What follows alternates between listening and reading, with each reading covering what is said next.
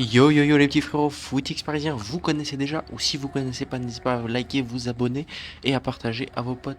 Tout simplement, cette chaîne, c'est 2, 3 ou 4 vidéos par jour de news du Paris Saint-Germain. Aujourd'hui, les gars, les petits frérots, c'est jour de gloire. Je vais pas vous mentir, j'ai déjà tourné cette vidéo, j'ai déjà sorti, et je l'avais mis en ligne, mais en fait, j'avais pas vu, il y avait un bug de micro, du coup, je la ressors. Bref, tout ça pour vous dire, les frérots, que ce soir, on a kiffé, on est passé par toutes les émotions, c'est ce qu'on attend avec le Paris Saint-Germain, et c'est ce qu'on va voir tout de suite, les petits frérots. Footix parisien pour vibrer chaque jour. Les couleurs de Paris, c'est l'amour toujours. Actu déchaîné, prépare-toi au détour. PSG, c'est la vie, la passion, le parcours. Alors les frérots, bon, je pense qu'ici tout le monde a regardé le match. En tout cas, je vous le souhaite, parce que c'était un moment incroyable. Tout simplement, ce match, il a commencé comment? Il a commencé par un très joli but de Dembélé. J'ai kiffé. Le match a été un peu compliqué, regardez-moi ça, cette passe D. La passe... En fait, tout est beau dans cette action. La récupération de balle. Le fait qu'il y ait main et qu'on le siffle pas, pour moi, c'était carton rouge là sur Medina. Et c'était le match, il était beaucoup plus simple, hein. Main ici, les gars. Dernier défenseur, je crois que c'est rouge. Je crois que c'est rouge, je crois que c'est coup franc, que c'est rouge. Honnêtement en défense, parce que s'il joue pas avec la main, euh, il y a moyen. Enfin bref. Enfin, bon, après, c'est un truc qu'on a. Je crois que j'ai jamais vu ça, hein. Un défenseur qui, comme ça, en étant pressé, qui fait main sans faire exprès, ça peut être rouge. Bref. Ensuite, Dembélé, on le voit, il crie tout ça. Doué qui abandonne pas. Lâche pas ça.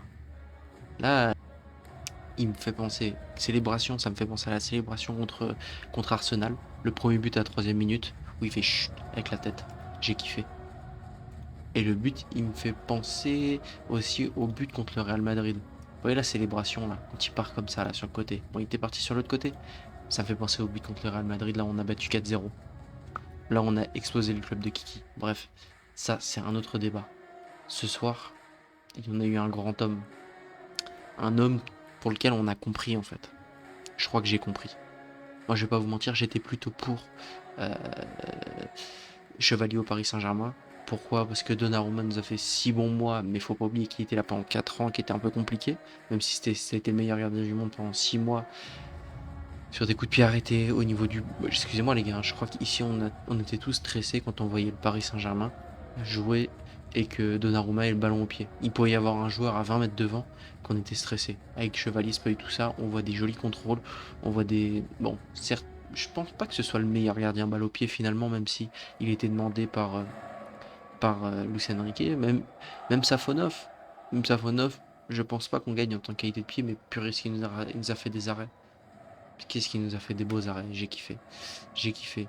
Ensuite, on a eu ça.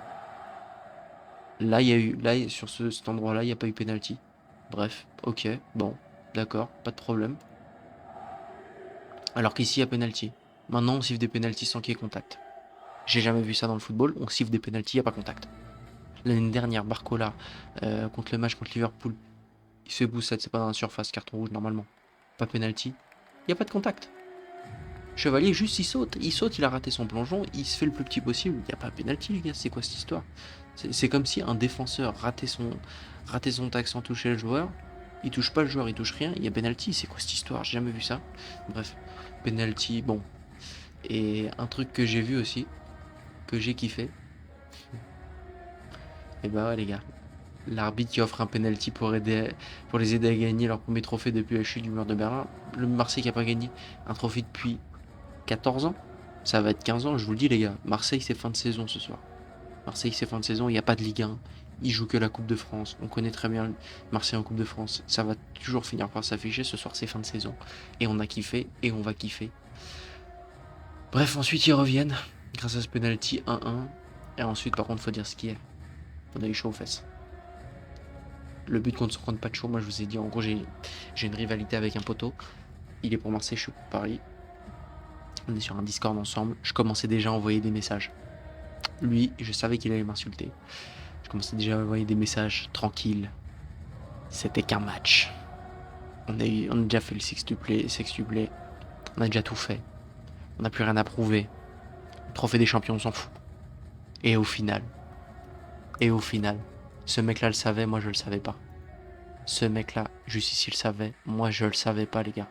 Il avait envoyé son snap Ah, ou il l'a mis dans sa story visiblement. J'ai peur, mais je connais mon club. But de Ramos dans 2 minutes, avant même l'entrée de Ramos. Et sauf qu'en fait, il y a ce gars-là, en fait. Il y a Gonzalo Ramos qui est... Gonzalo Ramos est un joueur du Paris Saint-Germain. Gonzalo Ramos, pour moi, je vous le dis. Et je vous le dis pas ça que parce que ce soir. Parce qu'en fait, le problème, c'est que Gonzalo Ramos, c'est un joueur qui a pas beaucoup de temps de jeu, qui joue pas dans cette disposition. Pour moi, je vous le dis, les frérots, avec un coach qui aime un numéro 9, Gonzalo Ramos au Barça, c'est un des meilleurs joueurs de l'effectif. Gonzalo Ramos, tu le mets à la place d'Harry Kane. Bon, certes, il n'y aura pas 4 buts par match comme Harry Kane. Moi, j'abuse avec 4 buts par match. Mais c'est un grand monsieur, c'est un grand numéro 9. Gonzalo Ramos aura une très très grande carrière après le Paris Saint-Germain, malheureusement, ou après un départ de Luis Enrique. On nous parlait bref d'un départ de Luis Enrique, fake news, bref, pas le débat. Pas le débat du soir, parce que le débat du soir, c'est ce qui s'est passé là. La clim de Gonzalo Ramos. Gonzalo Ramos, parfois je t'insulte. Si je dis pas de conneries, il était titulaire sur le match contre Monaco qu'on avait perdu. Et là, je vais même pas te mentir, ce soir-là, je t'ai insulté.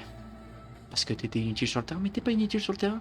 Parce que t'es mauvais, t'es inutile sur le terrain, parce que t'es pas dans ton dispositif. T'es un numéro 9 qui, qui joue comme un numéro 9. T'es pas un faux 9. T'es pas un faux 9. Moi, je te... Et voilà, Gonzalo Ramos, stat effrayante. Ce mec-là, excusez-moi, je pensais avoir le tweet, je n'ai pas le tweet. Ce mec-là a marqué 6 de ses 10 derniers buts dans la 90e minute ou plus. Est-ce que vous vous rendez compte de qui est ce mec-là? Et je pense que les autres buts qu'il a marqués, c'était en Coupe de France. Ce mec-là, c'est le mec qui débloque des situations. C'est le mec qui débloque le match contre Tottenham. Alors que, bon, c'est aussi sur un caviar d'Ousmane Dembélé à ce moment-là. Mais voilà, c'est un numéro 9. Et si le PSG jouait avec ce numéro 9-là? Je pose la question, les frérots. En vrai, je dis ça. Je préfère très très bien Dembélé faux 9. Voilà, je vous le dis. Je préfère avoir la triplette devant. Parce que quelle triplette? Quelle triplette? Mais en fait... Mais en fait... Je me demande... Moi, vous savez, les gars, mon chouchou, c'est Barcola. J'ai comme chouchou Barcola. Et en fait, moi, ça me rend triste. On va dire que je vais dire une dinguerie, mais ça me rend triste que ce mec-là soit remplaçant. Parce que je l'aime trop, j'aime trop son style. C'est tranquille, hein. On parle de football là. Voilà, j'aime trop son style, j'aime trop les dribbles, j'aime trop son côté. C'est un joueur unique en fait. J'aime trop ça. Et quand il y a eu Kvara qui est venu l'année dernière, au début j'étais pas trop pour. Ensuite Kvara, il m'a fait fermer ma gueule. Et moi je sais fermer ma gueule quand il le faut. Surtout pour un mec comme Kvara. Les retours défensifs qu'il te fait, les déséquilibres qu'il te crée à gauche, c'était incroyable. Et en fait, moi, celui que j'aime le moins bien dans ces trois, c'est Désiré Doué. Désiré Doué, pour moi, c'est un joueur qui est un poil sous-côté. Surcoté, pardon. Pas dans le sens... En fait, c'est un joueur qui est sous-côté par rapport à comment les autres joueurs... Et je me suis perdu dans mon idée, les frérots. Mais bref, pour moi, c'est un joueur un peu surcoté parce qu'il est très très fort, mais tranquille. Il y a aussi d'autres très forts joueurs. Tranquille, les gars. Il est encore jeune, il a encore beaucoup à prouver. Certes, il y a un peu les mimétismes avec Neymar, etc., etc. Mais c'était excellent. Bref, de toute façon, c'est pas le débat du soir. Le débat du soir, c'est que c'est un trophée de plus. Ça fait 7 trophées, vous vous rendez compte, les gars? 7 trophées en... Là, en un an, si on se dit qu'il y a le trophée des champions de l'année dernière qui compte, 7 trophées en un an. Il y a des joueurs de foot qui passent toute une carrière et gagnent pas un trophée. Imaginez-vous en plus, Vitinha ou Nuno Mendes ou Gonzalo Ramos ou João Neves, ils ont gagné en plus, ils ont gagné la National League. Les mecs, ils sont à 8 trophées en un an. Un trophée tous les 2 mois. C'est exceptionnel, les gars. Exceptionnel ce qu'on vit avec le Paris Saint-Germain. Et il faut dire ce qu'il y a, on a le cul bordé de nouilles, les frérots. Moi, je vous le dis, putain, ce qu'on a de la chance. Parce que ça fait 7 trophées, 3 gagnés au penalty. Je crois qu'on se rend pas compte de ce que ça veut dire en fait. Normalement, les penalty, ça me prend une chance sur 2. Nous, on a gagné, je crois, nos 4 ou 5 dernières penalty, tout simplement. Parce qu'il y avait Lens l'année dernière, je crois que j'en oublie un, je sais plus lequel c'est. On a gagné aussi au penalty, mais bref, il y a aussi la victoire du coup contre Tottenham au penalty, on marque à la dernière minute comme là, même scénario. Ensuite, il y a la victoire contre Flamengo, penalty, c'est incroyable. Ce qu'on vit avec ce club, c'est incroyable. Merci le Paris Saint-Germain. Ce soir, on est très fiers d'être supporter du Paris Saint-Germain. On est très content que Medina ait terminé cette ordure argentine. Voilà. En plus, on n'oublie pas qu'on déteste aussi les Argentins. Reste digne, Medina. T'as cassé les couilles à Doué pendant tout le match. Reste digne, frérot. Reste digne. Très content de voir Greenwood qui fait cette tête.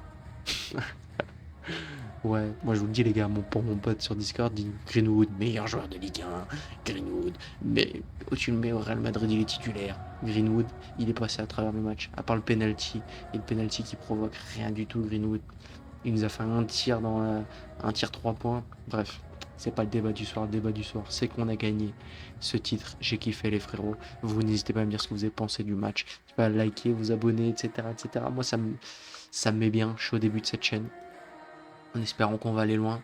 T'as capté. Vas-y les frérots, bonne soirée.